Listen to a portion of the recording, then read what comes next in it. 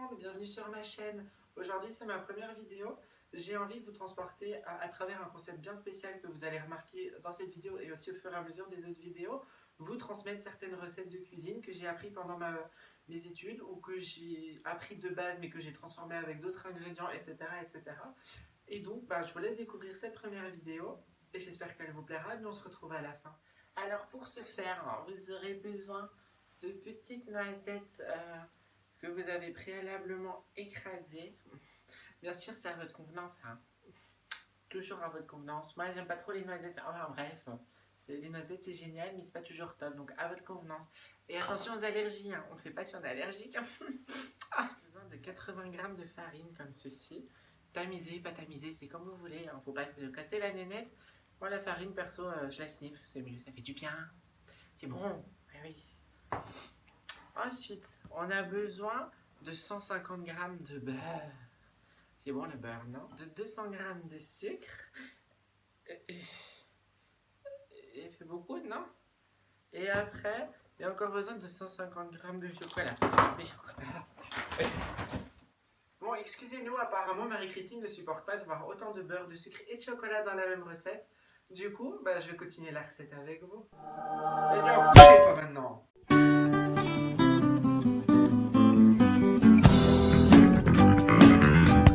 Donc tout d'abord, on va commencer par faire fondre le beurre et le chocolat ensemble. Alors soit vous avez l'option du bain-marie sur une plaque, soit vous avez l'option micro-ondes. Moi perso, je vais prendre l'option micro-ondes et je vais baisser un peu la puissance, comme ça c'est plus rapide. Et ça évite des casseroles, de l'eau qui coule sur la plaque de cuisson et tout ce qui va avec. Donc pendant que le beurre fond avec le chocolat, et excusez-moi si vous entendez le micro-ondes, ce qu'on peut faire c'est beurrer et fariner le moule. Moi j'utilise un moule comme ceci, parce que j'aime bien quand c'est pas trop épais non plus, parce que mon four est assez capricieux donc il prend beaucoup de temps à cuire. Et en parlant de four, on va préchauffer notre four à 180 degrés. Et pendant ce temps-là, on continuera le reste de la recette. Donc comme vous avez pu le voir en annotation, Marie-Christine s'est évanouie avant de vous dire qu'il fallait aussi 3 œufs. Alors 3 œufs si vous les prenez élevés en plein air puisqu'ils sont souvent très gros, 4 si vous les prenez au sol ou en cage étant donné que automatiquement elles ont moins de place et qu'elles font des plus petits œufs. Donc ce que je vais faire, c'est que dans un saladier, je vais mettre mes 3 œufs, mon sucre et je vais bien mélanger. Je vais bien mélanger les œufs avec le sucre. On va venir rajouter le chocolat et le beurre fondu. Pour le chocolat et le beurre fondu, n'hésitez pas à bien mélanger dans le bol une fois que c'est fondu pour que le beurre et le chocolat se mélangent bien ensemble. Sinon, vous allez avoir du chocolat qui va rester collé dans le bol et du beurre dans le gâteau, donc ce sera beaucoup trop liquide.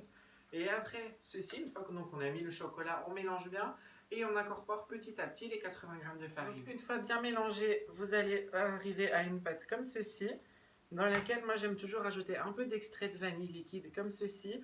Ça rajoute un peu de goût, c'est bon. Et moi je suis pas trop fan du chocolat noir, et là c'est du chocolat noir quand même qu'on a mis dedans.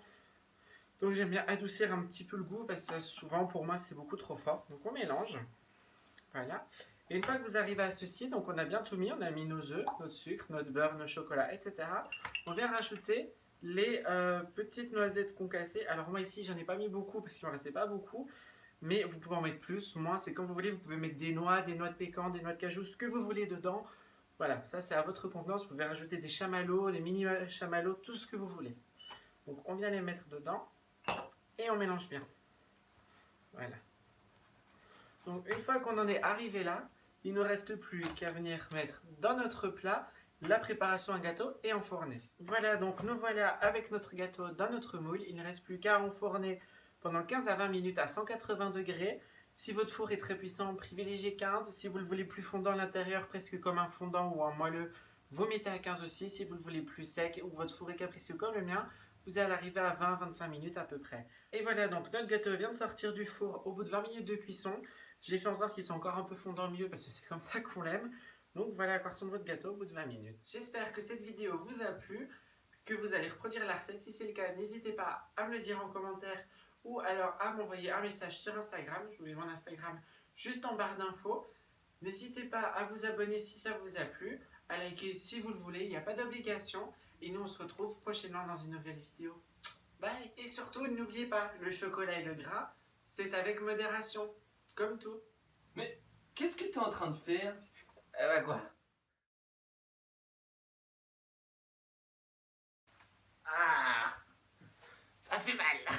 Notre four à 180 degrés four qu'il est. Bon, voilà, on va chauffer le four qu'on connaisse